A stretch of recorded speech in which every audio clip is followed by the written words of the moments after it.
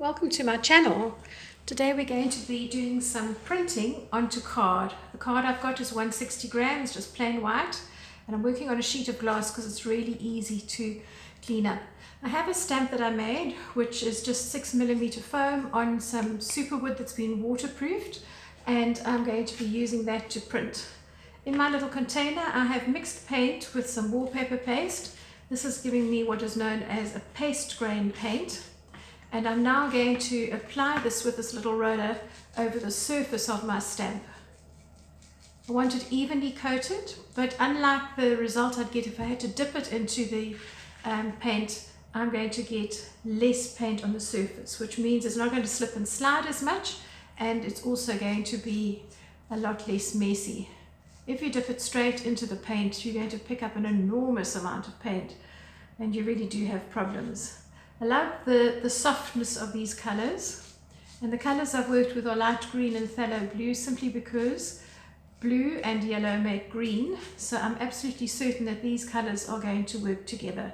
Be careful about working with too many colors at once, because you will find that you inevitably end up with mud.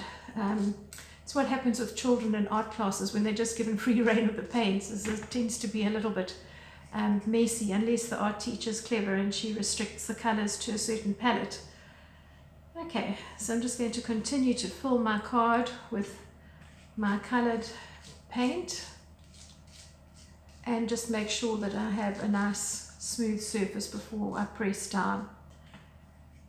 The paste grain takes slightly longer to dry than the acrylics, and this is good if you're wanting time to play, because it keeps your paint from drying too quickly, but it won't be a very long time. So within sort of like half an hour to an hour, depending on your climate, it will be dry.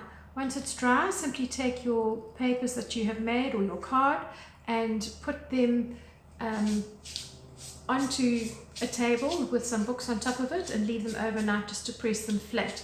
It's a good idea to do this the same day that you've made the papers, but make sure they dry first. And the reason is that if you leave the papers for too long and they start to curl up on the edges, you'll find it very, very difficult to get them to lie flat without spritzing the back with water and then starting the drying process again. I'm very happy with this design, and I think that it's a fun way to start a project. So I hope you've enjoyed that. Look for other examples and I will show you those in the thumbnails. Bye for now.